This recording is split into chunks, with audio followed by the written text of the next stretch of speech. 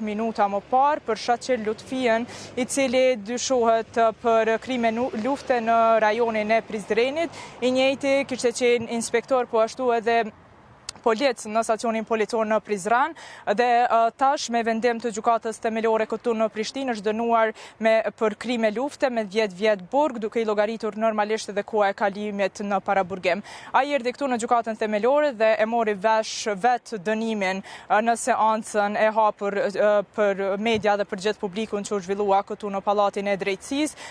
Reagime nuk bëri edhe aq, por derisa po shoqërohej për në qeli të burgut ku do të qëndroj tash për 10 vjet, i njëjti kërkoi nga zyrtarët policor që të trajtohet më mirë dhe më qetë. Megjithatë, kështu nuk i kishte trajtuar ai vet të ndaluarit shqiptar gjatë kohës së luftës, pasi si zyrtar policor i njëjti akuzohej nga prokuroria speciale që ka maltretuar, ka trajtuar deri në mizori të gjithë qytetarët e rajonit të Prizrenit, të cilët i kishte ndaluar gjatë kohës së luftës. Këto janë pak a shumë disa pjesë më kryesore të gjykimeve që janë mbajtur sot këtu në Pallatin e Drejtësisë, e që në fakt ishin goxha shumë në numër, mbas edhe për shkak që po afrohen pushimet, gjyqtarët i kanë dhënë motorët kështu për të përfunduar krejt këto raste që janë të stërgjatura dhe disa themi kështu në proces të dëgjimit të dëshmitarëve. Tash e kthej linjën tek ju në studio.